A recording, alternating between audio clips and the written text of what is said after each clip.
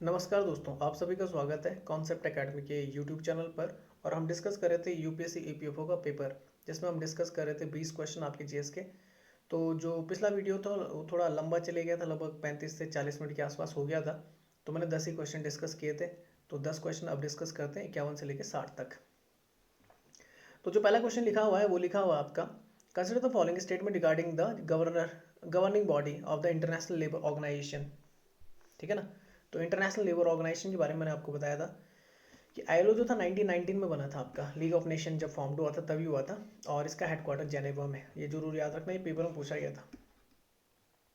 तो लिखा India has assume the chairmanship of the governing body of the international labour organisation. बिल्कुल सही है, हाल में मिला है 2020 में।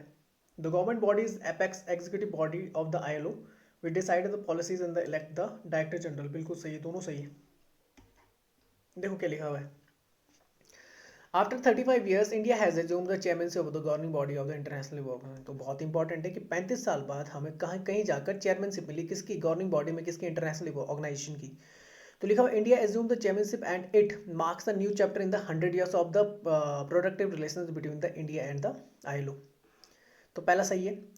अपूर्व चंदेला है, सेक्रेटरी हैं आपके लेबर एंड द एम्प्लॉयमेंट के, has been elected as the chairman of the या chairperson of the governing body of the Indian international labour organisation for the period of the October 2020 to June 2021। अब खत्म हो जाएगा अगले महीने। तो नाम जरूर याद रखना, अपूर्व चंदेला।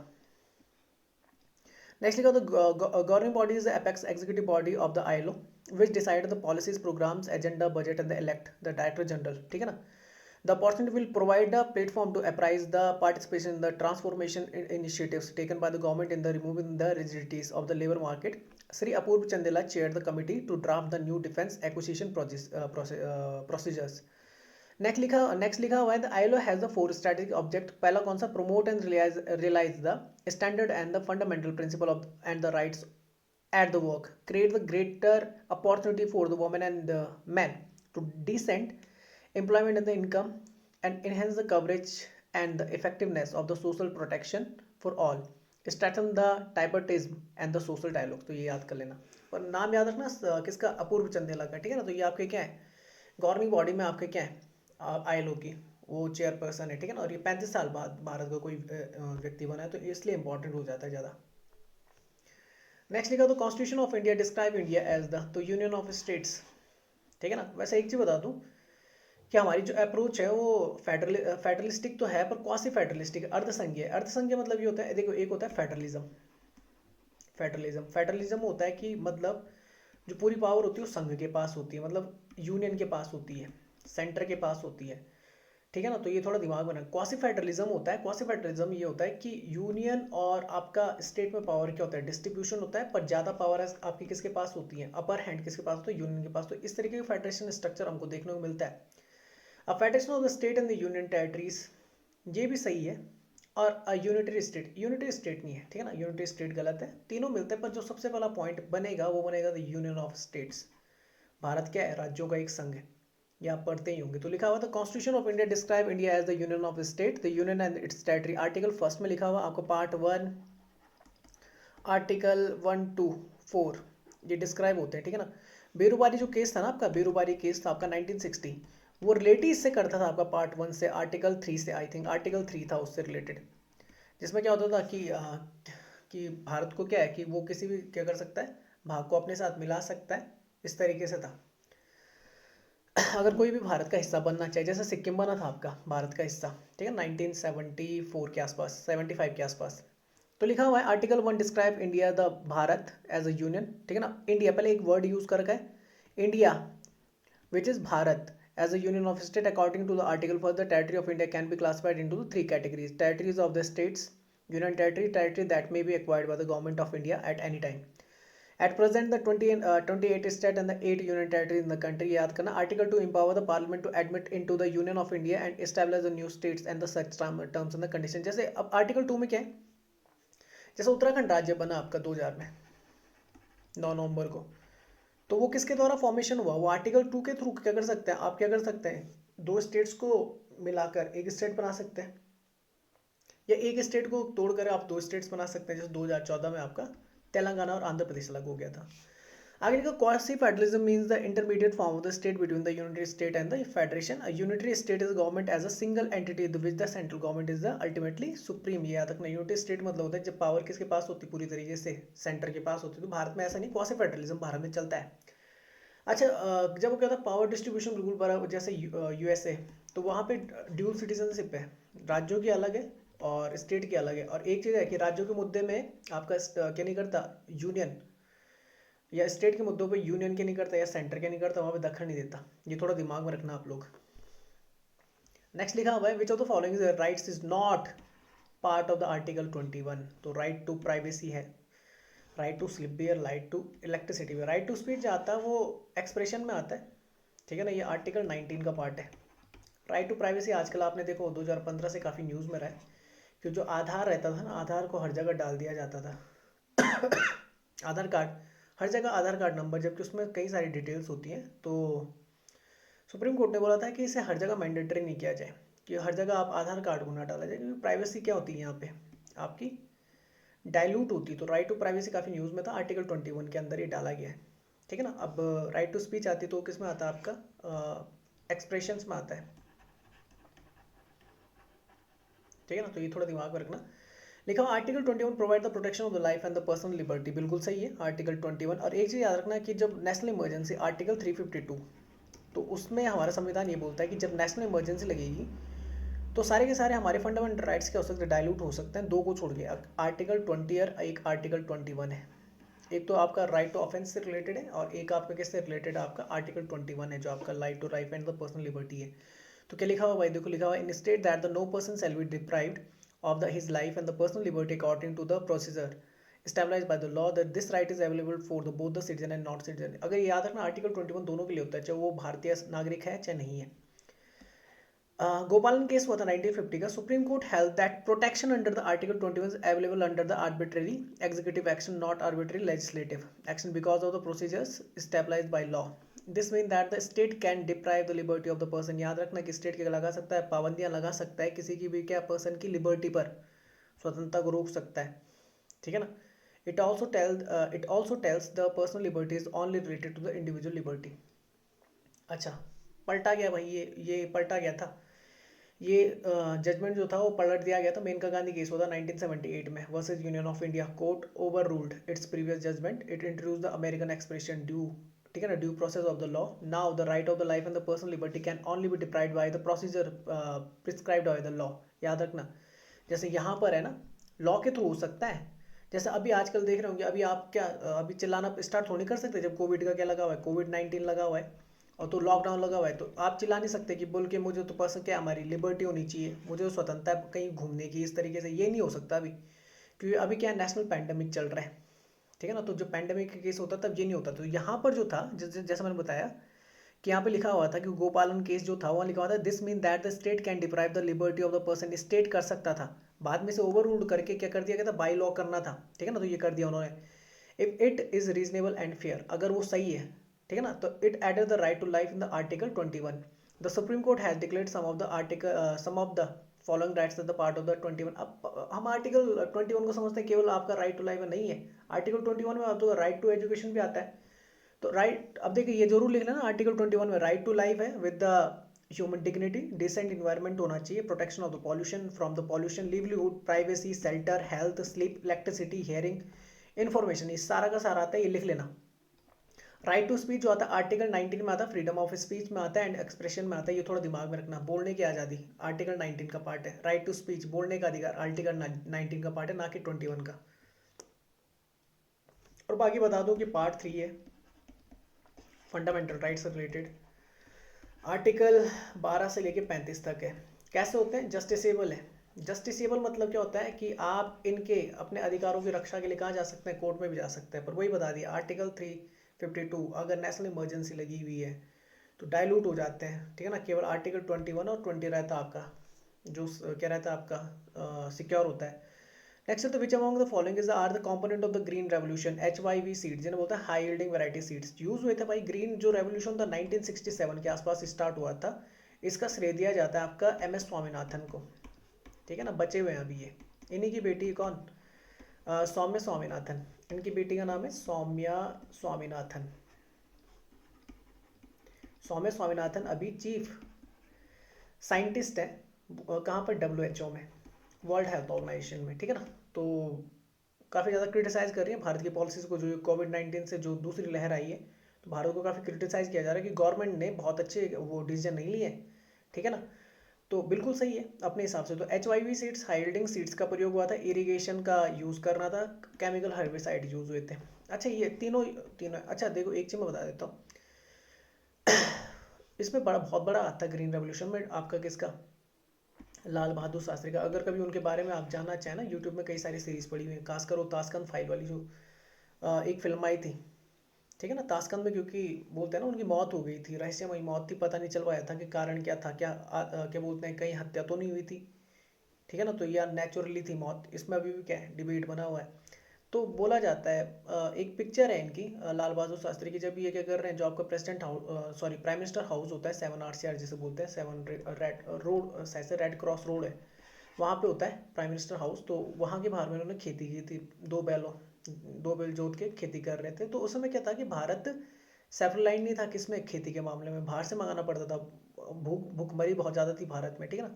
तो 1967 या आप बोल सकते हैं ग्रीन रेवोल्यूशन से पहले बहुत बुरे हाल थे भारत के। भारत क्या करता था, इंपोर्ट करता था राशन को, पर उसके बाद भारत क्या बना, सेल्फ रिलायंट बना, ठीक है ना। भारत तो अब इतना मान के चलो कि इतना ज़्यादा बोल सकते हैं कि इतनी ज़्यादा फसल की उगाई करता है कि पूरे वर्ल्ड को पाल सकता है अपने दम पे, ठीक है ना।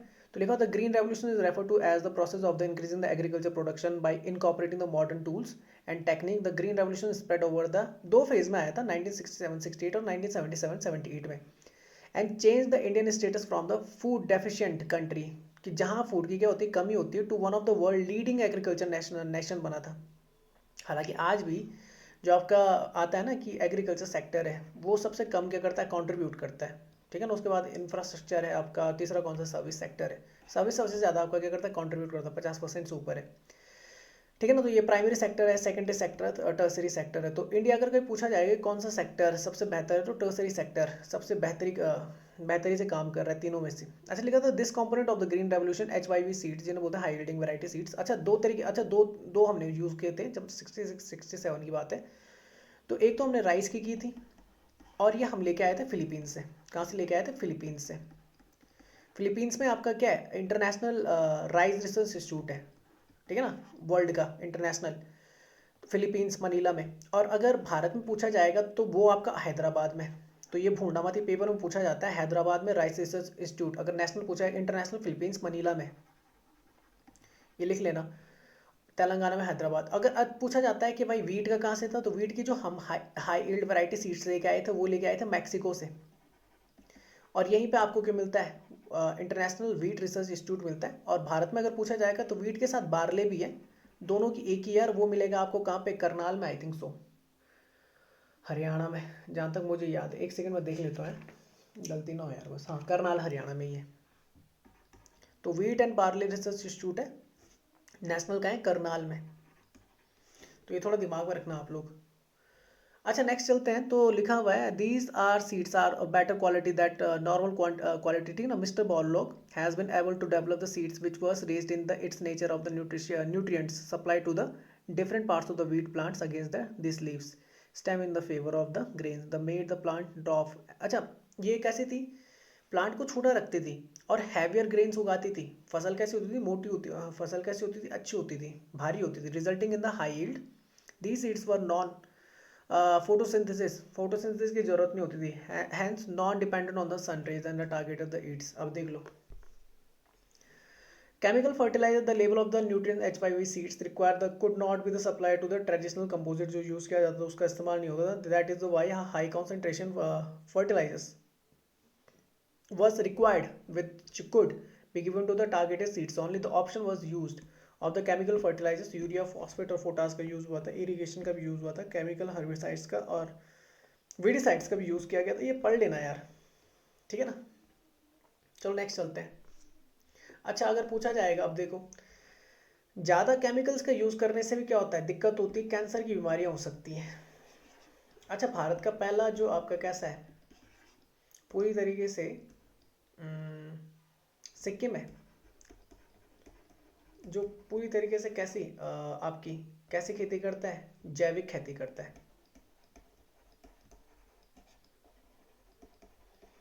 तो कौन है, सिक्किम है, ये याद रखना। नेक्स्ट चलते हैं। Consider the following statement, time कितना हुआ, ठीक है।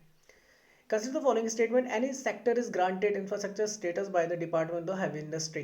The Department of Heavy Industry comes under the Ministry of the Heavy Industries and Public Enterprises. तो देखो हैवी इंडस्ट्री तो आएगा इसके अंदर यार, हैवी इंडस्ट्रीज और पब्लिक एंटरप्राइजेस के।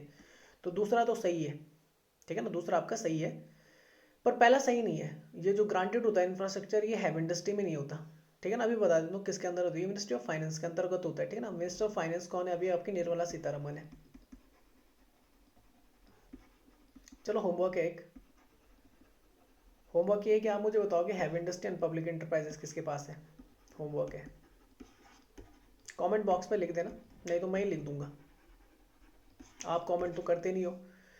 चलो, तो लिखा हुआ है कि any sector granted infrastructure status by the department of the economic affairs under the ministry of the finance, hence statement first is incorrect. The ministry of the heavy industry and the public enterprises comprises two department, एक आता है department of heavy industry और दूसरा आता है public enterprises. The department allows the Ratna status, जो होता है ना आपका महारत्न, जैसे 10 कंपनी आपकी, बताया था मैंने वीडियो में एक, ठीक है ना। और मिनी रत्न हो गया, नवरत्न हो गया, ये सारे आते हैं। कंडक्ट द पब्लिक एंटरप्राइजेस सर्वे, ठीक है, तो सेकंड वाला सही हो जाता है। बाकी अगर बात करें तो फाइनेंस मिनिस्ट्री कंप्राइजेस 5 डिपार्टमेंट। पहला आता है इकोनॉमिक अफेयर्स का, this department prepares the budget, manages the forex management, inflation and the price control. दूसरा आता है financial services, cover the function of the banks, FIIs बोलते हैं आपके, फॉरेन इंस्टीट्यूशन बोलते हैं, FIs, आई थिंक सो, ठीक है ना। Insurance companies and the pension system आता है। Department of Expenditure to implement the recommendation of the Financial Commission and the pays the commission. Department of Revenue में CBDT, CBIC आता है, CBDT से Central Board of the Direct Taxes और CBIC होता है Central Board of the Indirect Taxes and the Custom. Comes under this department of the Investment and the Public Assessment Management आता है. It sees the management of the central government including the disinvestment of the CPSC, Central Public Service Enterprises बोलते हैं इसे। चलो आगे चलते हैं।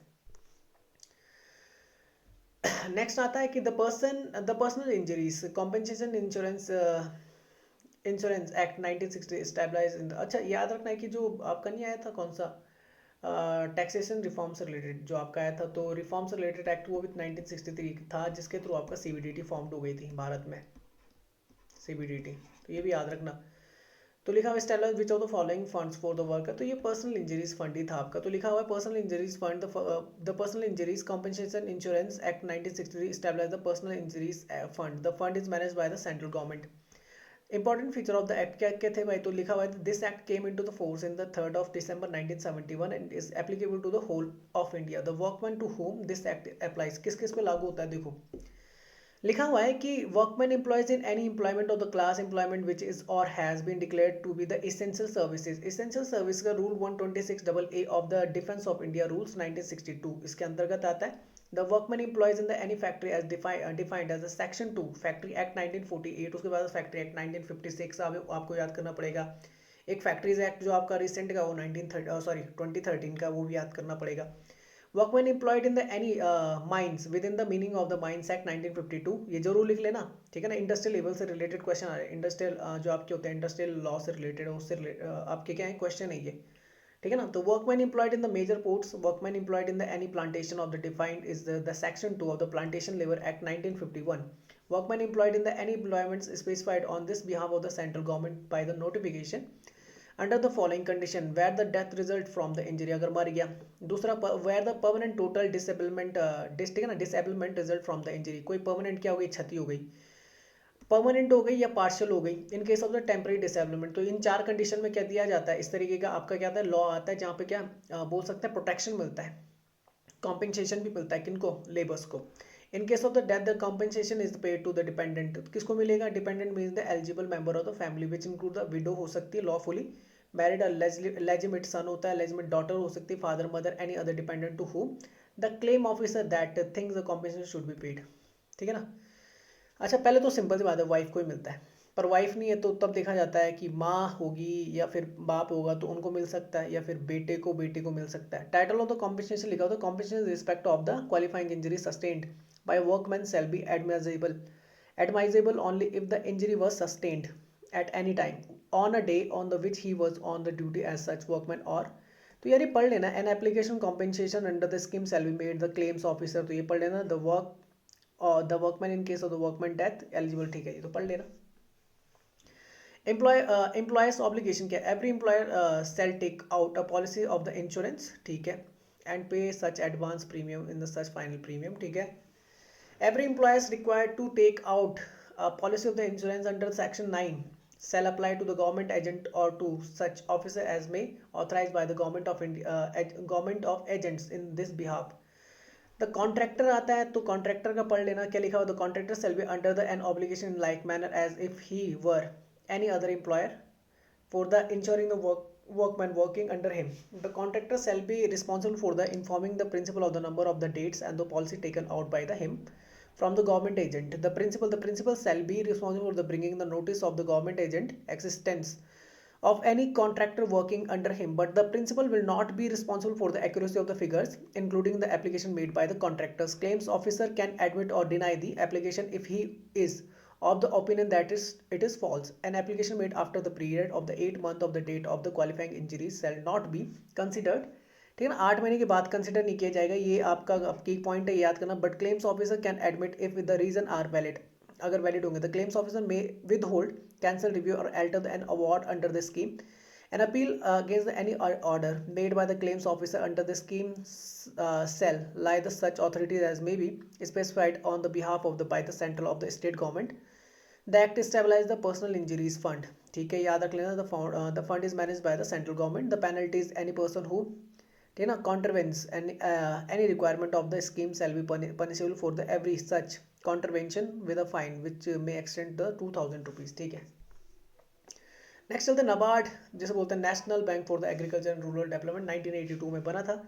A bank for the agriculture finance the rural development was recommended by the committee under the chairmanship of, तो ये थी बी शिवरामा कमिटी, ठीक है ना, तो याद कर लेना, ये इंपॉर्टेंट है, मोस्ट इंपॉर्टेंट है। 30 मार्च 1979 को ये बनी थी।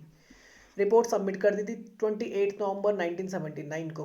तो पढ़ लेता हूँ। तो Reserve Bank of India at the insistence of the government of India constituted committee to review the arrangement for the institutional credit for agriculture and rural development, जिसे बोलते हैं CRAFICARD, to look into these critical aspect। The committee was formed in the 30th of March 1979 by the chairmanship of the Sri V. Sivaraman, a former member of the Planning Commission, Government of India। ठीक है ना। The committee interim report submitted on the 28 November 1979 outlined the need for the new organizational devices for providing the undivided attention, forceful direction and the pointed focus on the credit related issues linked with the rural development। It recommendation was the formation of the unique development financial institution that would address these aspirational and the formation of the National Bank for the Agriculture and Rural Development। NABARD was approved by the Parliament of the Act 61 of the 1981। तो ये याद कर लेना। अब देखो नबार्ड के बारे में लिखा, 12 जुलाई 1982 को ट्रांसफरिंग, ठीक है ना, ये बना था, transferring the agriculture credit function of the RBI and refinance function of the agriculture refinance and development corporation, ARDC setup. Initial capital कितनी थी, 100 की थी, आज 14,080 करोड़ का इसका पूरा टर्नओवर है, आपका कैपिटल है। Initially it owned by the government of India and the RBI, पर दोनों के पास थी, पर बता देता हूँ 2020 की बात है शायद से। जो आपका नबार्ड है और जो NHB है, नेशनल हाउसिंग बैंक, इन दोनों को फुली 100% ओन कर दिया है किसने, गवर्नमेंट ऑफ इंडिया ने। तो ये याद कर लो। आई थिंक 1988 में बना था नेशनल हाउसिंग बैंक और ये 1982 में बना हुआ है। तो लिखा, vision development bank of the national for the fostering rural prosperity mission promote the sustainable and equitable agriculture and the rural development through the participative financial non-financial intervention innovation technology in the institution development and for the security prosperity। चलो आगे चलते हैं। अच्छा next question आता है, consider the following statement and choose the incorrect one. ठीक है भाई, इनकरेक्ट ढूंढना है। तो लिखा हुआ बॉर्डर रोड ऑर्गेनाइजेशन BRO कब बना था, 1960 में बना था। किसके टाइम बना था, जवाहरलाल नेहरू थे उस टाइम पे। Provide the connectivity to the difficult, आजकल इनका एक प्रोजेक्ट है 10 तक शायद से, इसने शायद से 60 साल कंप्लीट कर दिए। म्यांमार में जो रोड का निर्माण होता है, ऑपरेशन दस्तक, याद रखना यार। अरे दस्तक क्यों बोल रहा हूँ यार, दस्तक थोड़ी था, दंतक, ये याद रखना, ये न्यूज़ में आजकल काफ़ी, ठीक है ना। म्यांमार के साथ शायद से 60 साल कंप्लीट किए, डायमंड जुबली सेलिब्रेट की है अपनी इस तरीके से, ठीक है ना। Difficult in the inaccessible region in the border areas of the country, ठीक है, बॉर्डर एरियाज में, तो ये सही है आपका। Bro works under the ministry, कई बार हजारों बार ये क्वेश्चन पूछा जाता है, ये गलत है। ब्रो कभी भी, जो BRO है बॉर्डर रोड ऑर्गेनाइजेशन, वो ministry of road transport and highways के अंदर काम नहीं करता, ये डिफेंस के अंतर्गत काम करता है, ये गलत है, डिफेंस है, डिफेंस के अंदर आता है। मतलब कौन देखने वाले BRO को, तो वो देखने वाले कौन है, आपके राजनाथ सिंह देखेंगे, ना कि आपके नितिन गडकरी, ये याद रखना। BRO constructed the Delaram Zaranj highway in the Afghanistan 2008। आज मैं बता दूंगा, जो आपका चाबहार प्रोजेक्ट है ना ईरान का, उससे भी डेलाराम जारांज को भी कनेक्ट करना है, तो ये मैं बताता हूँ अभी, ठीक है ना, आपको अगली स्लाइड्स में। BRO rising day is the 7th of में, बिल्कुल सही है, 7th ऑफ में 1960 को बना था, 7 मई को ये राइजिंग डे मनाते हैं अपना। तो यहाँ पे वही सारी चीज़ें लिखी हुई हैं, और यहाँ पे कहीं पे लिखा हुआ है जहाँ पे मैं बता दूँ, अच्छा पढ़ लेता हूँ। Initially bro was functionally under the ministry of the road transport and the highway, ठीक है ना। हाँ, ये जरूर याद रखना है कि 2015 से पहले तो ये किसके अंदर आता था, रोड ट्रांसपोर्ट एंड हाईवेज के अंतर्गत आता था, ठीक है ना, याद कर लेना, ठीक है ना। It works under the ministry, उसके बाद 2015 के बाद क्या था, हाँ ये जरूर याद कर लेना कि अगर पूछा जाता है, ये स्टेटमेंट बेस्ड भी दे सकता है, तो 2015 से पहले पहले, ठीक है ना, road and transport and the highways में आता था, पर 2015 के बाद इसे मिनिस्ट्री ऑफ डिफेंस के अंतर्गत डाल दिया गया। तो organisation was formed in the 7th of 1960, hence the BRO was raising day 7th of, तो ये सही है। BRO constructed the Delaram Zaranj highway in the Afghanistan 2000 and the Farkhor and the Ayni air bases on the Tajikistan, ठीक है ना, ये central Asia का देश है। और also restored the repaired the BRO, ठीक है। BRO is form to provide the connectivity to difficult in the inaccessible region in the border areas of the country. BRO is operation in the 21 Indian states and the 1 union territory. It also worked with the neighboring countries such as the Afghanistan, Bhutan, Myanmar and Sri Lanka. जैसे मैंने Myanmar के साथ बताया, I think Myanmar ही था, Myanmar था कि भूटान था, एक बार देख लेना यार, क्लियर करके मैं ही डाल दूंगा ऑपरेशन तंतक को, ठीक है ना, ऑपरेशन तंतक। एक और क्वेश्चन हो गया ना ऑपरेशन तंतक, तो मैं डाल दूंगा इसके बारे में कमेंट बॉक्स पे। तो ये देखो हमारा प्रोजेक्ट कौन सा, चाबहार पोर्ट विकसित करना है भाई हमने, कहाँ पे, आपका ईरान में। तो कोलकाता सॉरी मुंबई और कांडला पोर्ट को कनेक्ट कर देगा, तो यहाँ तक इसमें बनाना है। उसके बाद हमें एक रेलवे ट्रैक बिछाना है, जैसे चाबहार जाहेदान रेल ट्रैक बोला जाएगा, चाबहार से लेके जाहेदान तक जाएगा ईरान में। उसके बाद जारांज बॉर्डर पे जाना है, तो ईरान में जारांज वहाँ तक गए, तो ये आपका रोड से जारांज होते हुए डेलाराम, डेलाराम से कांधार, कांधार से काबुल होते हुए हमें मिडिल जो आपका सेंट्रल एशियन नेशन है वहाँ तक जाना है। तो ये हमारा पूरा प्रोजेक्ट है, ये थोड़ा दिमाग में रखना। नेक्स्ट है the term quantitative restriction often seen in the news means, तो ये क्या है भाई, it is a restriction in the form of the tariff imposed on the, restriction नहीं लगाता है, टैरिफ इम्पोज करता है, ठीक है ना, ऑन द इम्पोर्ट्स।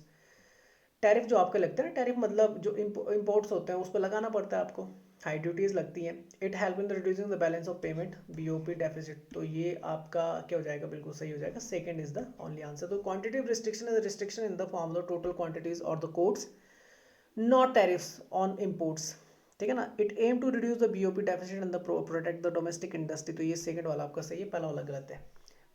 यहाँ पे लिखा हुआ तो क्वांटिटेटिव, तो ये पढ़ लेना यार, अच्छा पढ़ लेता हूँ, मैं ही पढ़ लेता हूँ।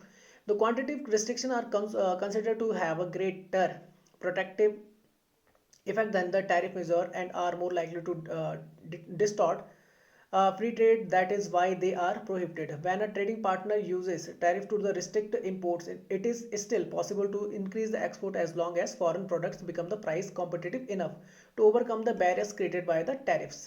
When a trading partner uses the quantitative restriction, however, it is impossible to export in excess of the quota, no matter how price competitive foreign products may be. देखो लिखा हुआ है ना कि अगर ये लग जाता है तो कोई भी एक्सपोर्टर है वो एक्सपोर्ट नहीं कर सकता, उसके लिए कोटा सेट कर दिया जाता है, ठीक है ना। Thus, quantitative restriction are considered to have such greater distortional effect on the trade than the tariff that their provision is one of the fundamental principle of the GATT जो था पहले था general agreement on tariff and tariff 1994 में 5 में I think world trade organisation बन गया था, ठीक है ना, जैसे बोलते हैं डंकल अकॉर्ड, ठीक है ना, 8th उरुग्वे राउंड। अच्छा बैलेंस ऑफ पेमेंट क्या होता है, तो balance of payment track the international transaction होती है, ठीक है ना, जब इंटरनेशनल ट्रांजेक्शन के when the fund go into a country, ठीक है ना, a credit is added to the balance of payment, जब पैसा आता है ना बैलेंस ऑफ पेमेंट होता है, तो ट्रांजेक्शन होती है, ठीक है ना, कंट्री बाई कंट्री, ठीक है ना, तो credit added to the balance of payment में चला जाता है। For example when a country export 20 shiny red convertibles to another country, credit is made the payment balance of payment. तो जब क्या किया जाता है आपका एक्सपोर्ट किया जाता है तो किसके अंतर्गत आ जाता है, बैलेंस ऑफ पेमेंट के अंतर्गत आ जाता है। बैलेंस ऑफ पेमेंट दो तरीके का अकाउंट पे होता है, एक करंट अकाउंट होता है आपका और एक कैपिटल अकाउंट होता है। करंट अकाउंट जो होता है एक होता है आपका विजिबल। तो करंट अकाउंट में जो विजिबल आपको बोल सकते हैं देखने को मिलता है, तो क्रूड ऑयल हो गया जैसे बाहर से मंगाते हैं, कार्स हो गया, मोबाइल्स हो गया, कंप्यूटर, गोल्ड, ये सारा किस में आता है, विजिबल में आता है। ठीक है ना, मतलब ये दिखता है ना भाई। जबकि इनविजिबल में करंट अकाउंट में सर्विसेज आ जाती हैं, ये प्लस होती है। इनकम्स में प्रॉफिट, इंटरेस्ट, डिविडेंड ये माइनस होता है। ट्रांसफर में रेमिटेंसेज, जैसे भारत 2019 में सबसे ज़्यादा रेमिटेंसेज इकट्ठा करने वाला देश था। मतलब भारत के जो बाहर लोग रहते हैं भारतीय मूल के, वो जब पैसा भेजते हैं भारत में तो उसे रेमिटेंसेज बोला जाता है। डोनेशन हो गया, गिफ्ट हो गया, ये प्लस हो जाता है। ट्रेड डेफिसिट जो होता है वो बैलेंस ऑफ ट्रेड होता है, net difference between the import and export जो होता है आपका, उसी को क्या बोलते हैं, ट्रेड डेफिसिट बोलते हैं। दो होते हैं, एक ट्रेड डेफिसिट होता है, एक ट्रेड सरप्लस होता है।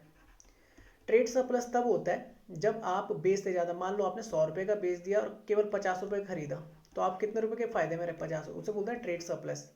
भारत एक ट्रेड डेफिसिट कंट्री। भारत करता क्या है कि मान लो कि भारत 50 रुपये का बेचेगा ना, तो 100 रुपये खरीद लेता है, तो इससे -50 रुपये किस में रहा हो, घाटे में तो रहा, तो उसे बोलते हैं ट्रेड डेफिसिट। अच्छा, बैलेंस ऑफ पेमेंट एक करंट अकाउंट पे होता है, याद रखना, ये पेपर में पूछा गया है, यूपीएससी में आया था आई थिंक सो। विजिबल और इनविजिबल दोनों याद रखना। विजिबल में क्रूड ऑयल, कार, मोबाइल का, कंप्यूटर, गोल्ड जो दिखता है। इनविजिबल में आपका सर्विसेज आ जाती है, ट्रांसफर आ जाता है, इनकम आ जाती है। कैपिटल अकाउंट में आपका क्या जाता है, तो कैपिटल अकाउंट में आती है आपकी इन्वेस्टमेंट, लोन, बैंकिंग अकाउंट, से सारा आता है। इन्वेस्टमेंट में दो तरीके की होती है, एफडीआई होता है, फॉरेन डायरेक्ट इन्वेस्टमेंट बोलते हैं जिसे, ठीक है ना, जो बेहतर होता है किसी भी देश के लिए। दूसरा होता है एफआईआई, जैसे बोलते हैं फॉरेन इंस्टीट्यूशनल इन्वेस्टमेंट, या एफपीआई भी बोलते हैं, फॉरेन पोर्टफोलियो इन्वेस्टमेंट, ठीक है ना। लोन होता है तो गवर्नमेंट ईसीबी आ जाती है आपकी, और बैंक अकाउंट्स आ जाते हैं एनआरआईज के, तो ये याद कर लेना। लास्ट क्वेश्चन देखते हैं, तो लास्ट क्वेश्चन के लिखा हुआ है, consider the following statement regarding the national startup advisory council. तो the council will advise the government on the measure needed to build a strong ecosystem for the nurturing the innovation and the startup in the country to drive sustainable economic growth and the generate the large scale employment opportunity। बिल्कुल सही है। The council will be chaired by the ministry of the commerce and industry, बिल्कुल सही है। Ministry of commerce and industry कौन है अभी आपके, तो मिनिस्टर है आपके पीयूष गोयल, महाराष्ट्र से आते हैं, राज्यसभा सांसद है आई थिंक सो। तो दोनों सही है, मैं पढ़ लेता हूँ। The central government has notified the structure of the national startup advisory council to stabilize the government on the major needed to build a strong ecosystem for the nurturing sorry nurturing the innovation in the country. The council had advised the government on the measure the needed to build a strong ecosystem for the nurturing the innovation and the startup in the country to drive the sustainable economic growth and that generate the large scale employment opportunities। तो पहला वाला सही है। It will be chaired by the minister for the commerce and industry, ये भी सही है। The council will consist of the non official members, याद रखना नॉन ऑफिशियल मेंबर भी to be nominated by the central government for the various categories.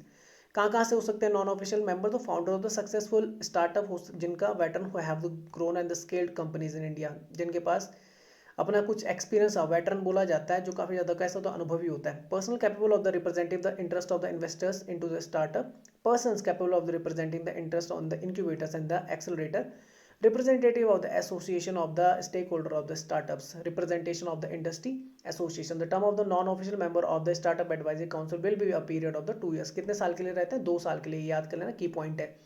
The council will suggest the measure to the foster a culture of the innovation among the citizen and the student. It particularly promote the innovation in all sector of the economy across the country, including the semi-urban and the rural areas. It will support the creative and the innovation ideas through the incubation and research and the development of the transform them into the valuable product, procedure or solution to improve the productivity and the efficiency। Minister of the Commerce and Industry Piyush Goyal हैं आपके। तो ये था आपका video, ठीक है ना। ये जो क्वेश्चन आपके डिस्कस हुए इस वाले में वो 51 से लेकर 60 तक हुए हैं, पर जो ये पीडीएफ होगा वो मैं क्या कर दूंगा, कंबाइंड ही डाल दूंगा, मतलब जो 41 से लेके आपके कितने तक क्वेश्चन है 60 तक। तो वीडियो को मैं वीडियो लिंक में शेयर कर दूंगा व्हाट्सएप ग्रुप में भी और टेलीग्राम ग्रुप पे भी, और पीडीएफ भी मैं शेयर कर दूंगा दोनों पे, ठीक है ना। यूट्यूब पे इस वीडियो को लाइक, शेयर और सब्सक्राइब जरूर करें चैनल को, और बेल आइकन को प्रेस करना ना भूलें, ताकि जितने भी क्या होगी नोटिफिकेशन होगी आपको टाइम टू टाइम मिलते जाएं। फेसबुक पे आप हमारे पेज को लाइक कर सकते हैं और इंस्टाग्राम पर भी आप हमें फॉलो कर सकते हैं, ठीक है ना। तो मिलते हैं फिर अगली वीडियो के साथ। अब जो रह रखा है वो आपका इंडस्ट्रियल लॉस रह रखा है, सोशल सिक्योरिटी, और एक मैंने जनरल साइंस वैसे डाल दिया। वैसे मैं बता दूं, क्लियर बता दूं कि क्वेश्चन मिक्सड है, पर सिर्फ लिखने के लिए, ताकि आपको पता रहे कि सब्जेक्ट क्या क्या पूछे जाते हैं, ठीक है ना। तो मिलते हैं फिर नेक्स्ट वीडियो के साथ, तब तक के लिए जय हिंद, जय भारत।